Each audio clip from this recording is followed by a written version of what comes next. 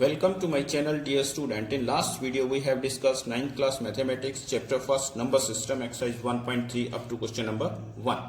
Now here is a second question.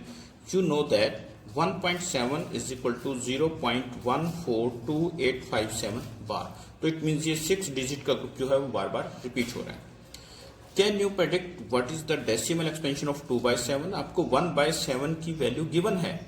तो वो कहता है क्या आप 2/7, 3/7, 4/7, 5/7, 6/7 की वैल्यू प्रेडिक्ट कर सकते हैं, मींस आइडिया लगा सकते हैं without actually doing long division.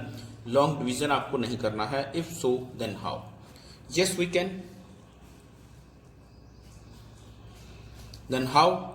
So let's start. 1/7 is equal to 0.142857 bar is given. So we have to predict 2/7. So हम 2/7 को predict करते हैं. So 2/7 को हम क्या कर सकते हैं, 2 multiply 1/7 लिख सकते हैं. और 1/7 की वैल्यू हमें गिवन है. So 2 multiply 0.142857. इससे अगर मल्टीप्लाई करते हैं then what we get,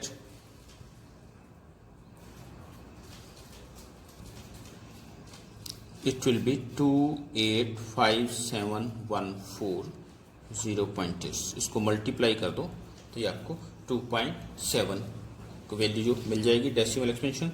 in the same way for 3/7 then we can write 3 into 1/7.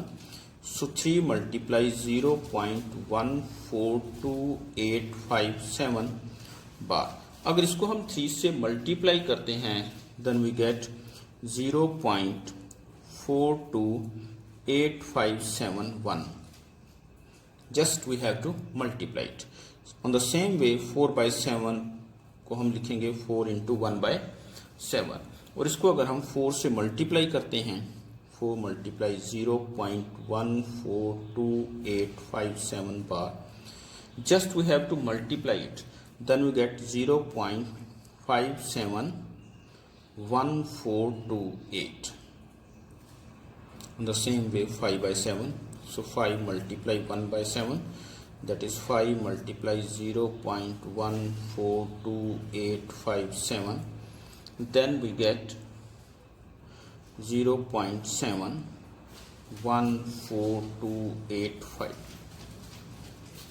The same way 6/7 will be equal to 6 into 1/7, that is 6 into यहाँ बार लगेगा 0.14287 बार. Then we get 0.857142. So this is the decimal expansions of 2/7, 3/7, 4/7, 5/7, 6/7 without actually long division. हमने यहाँ पर कोई long division नहीं किया. 1/7 की वैल्यू आपको गिवन थी, आपने उसकी हेल्प से ये वैल्यू फाइंड आउट की. So let's one thing surprising is here. What we see कि 1/7 की वैल्यू थी 14287. तो 2/7 की क्या है 2857, 1/1 and 4. तो आप क्या देखते हैं कि डिजिट वही पड़े हैं, उसी ऑर्डर में पड़े हैं. ये 1/4 पीछे चला गया है, 285714 यहाँ पे. अगर आप 3 से करते हैं तो देन 42857 देन 1. सभी में इसी प्रकार ये रोटेशन चल रहा है. तो डिजिट वही हैं, वही डिजिट उसी ऑर्डर में है, लेकिन वो अपना रोटेशन जो है यहाँ पे चल रहा है. So this thing is surprising in this question. But उसने क्या पूछा था कि हम इसको प्रेडिक्ट कर सकते हैं. यस वी कैन, और हमने प्रेडिक्ट कर दिया. सो let's start the third question. So this is our third question of this exercise. Express the following in the form of P by Q, where P and Q are the integers and Q is not equal to 0. First part 0.6 bar. First question में हमने क्या किया था कि हमें P by Q form में rational number given था, उसे हमने with the help of division उसको डेसिमल एक्सप्रेशन की फॉर्म में रिप्रेजेंट किया था. लेकिन यहाँ पे उसका रिवर्स है कि हमें 0.6 बार गिवन है और उसे हमें P/Q की फॉर्म में लिखना है. तो इसके लिए कुछ स्टेप्स आपको नोट करने होंगे. First of all let x is equal to 0.6 6 bar,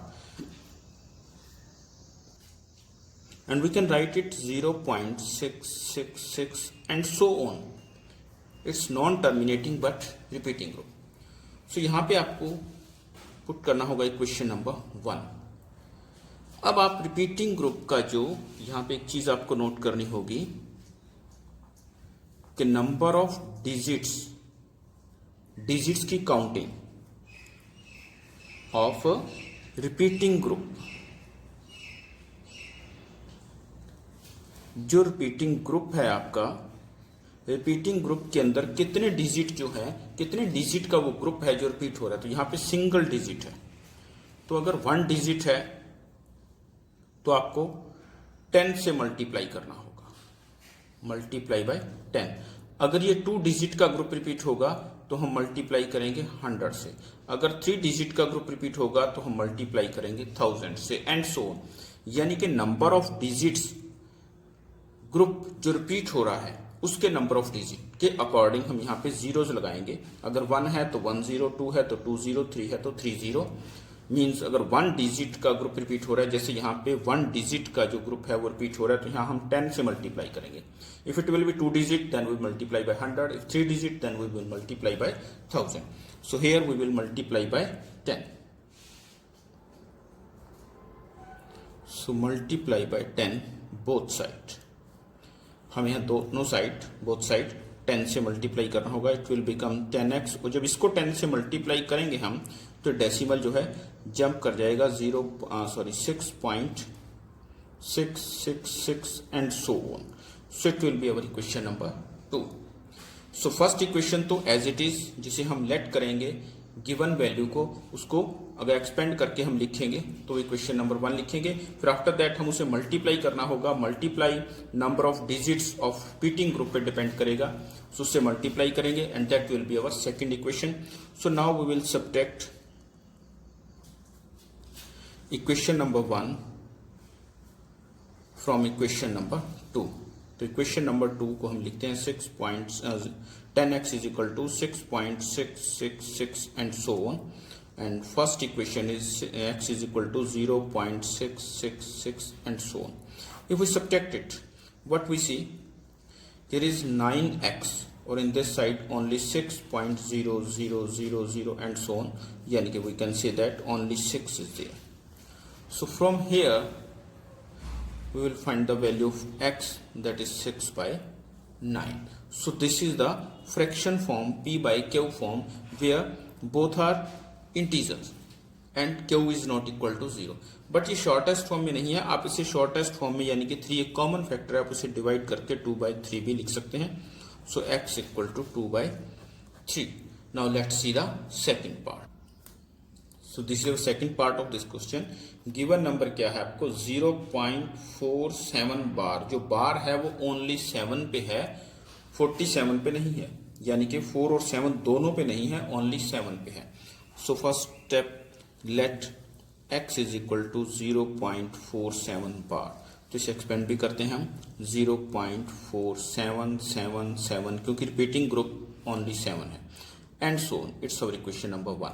तो यहाँ पे फिर number of digits of repeating group, जो ग्रुप रिपीट हो रहा है जिसके ऊपर बार लगा हुआ है, उसमें कितने डिजिट हैं? 1 डिजिट है, तो हम इसे 10 से मल्टीप्लाई ही करेंगे. So multiply by 10 both side. So 10x equal to, यहाँ पे क्या होगा? डेसिमल जंप करेगा, it will become 4.777 and so on. It will be equation number 2. अब हम सब्ट्रैक्ट करेंगे equation number 1 from number 2. So 10x is equal to 4.777 and so on. And first equation is x is equal to 0.477 and so on. If we subtract it, then what we get? 9x is equal to, here is 4.3000 and so on. So it means 4.3 is there. So that is 9x. So what is the value of x? So x क्या है? 4.3/9. अगर इसका decimal remove करते हैं हम, that is 43/90. अब ये x की वैल्यू आ गई, और x हमने किसे लिया था? जो गिवन नंबर था, गिवन नंबर को हमने एक्सलेक्ट किया था और x की वैल्यू फ्रैक्शन फॉर्म में हमारे पास आ गई है। सो this is our answer 43/90।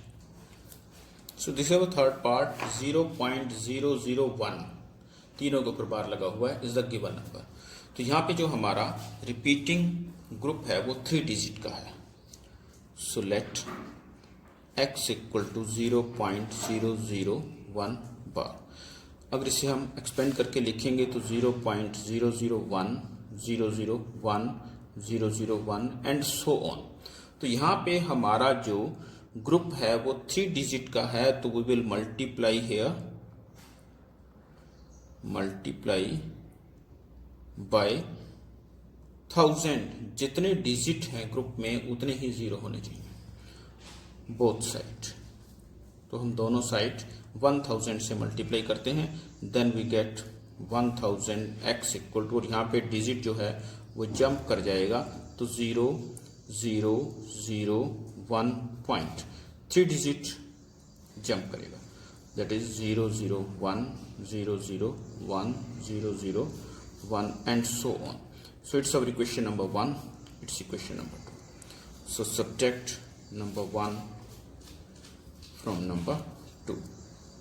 So let's subtract it, 1000x is equal to, ये क्या है 1.001 001 and so on. So our first equation is 0.001 001 and so on. So let's subtract it, it will be 999x, 999x, and this side equal to 1.000 and so on. So 999x is equal to 1. So x equal to 1 by 99. Sorry. So x equal to 1 by 999 is the answer in P by Q form. So let's start our fourth question. So this is our fourth question के express 0.999 and so on in form of P by Q। सबसे पहले तो हमें इसे P by Q form में represent करना है। After that वो क्या पूछा कि are you surprise by your answer, जो हमारा आंसर आएगा क्या हम उससे सरप्राइज हुए। सो लेट्स सी क्या आंसर आता है, हम सरप्राइज होंगे या नहीं होंगे। With your teacher and classmates discuss, तो अपने क्लास टीचर और क्लासमेट्स के साथ इसको डिस्कस कीजिए। Why the answer make sense, कि इस टाइप का आंसर क्यों है। So let's start. Given number क्या है हमारे पास 0.999 एंड सो ऑन है। So let x equal to this, तो हम इसे लेट करेंगे क्योंकि हमने इसे p बाई क्यू फॉर्म में लिखना है। तो आप यहाँ पर देखते हैं कि आपका रिपीटिंग ग्रुप जो है वो 9 है, तो उसमें सिंगल डिजिट है। So let's multiply by 10 both side. So हम बोथ साइड 10 से मल्टीप्लाई करते हैं, then we get 10x equal to, इधर decimal 9.999 and so on again. So subtract number 1 from number 2। So हम नंबर 1 इक्वेशन को number 2 equation में से subtract करते हैं, then we get 10x equal to 9.999 and so on, then x equal to 0.999 and so on. What we see, this side 9x is there and this side 9.000 and so on.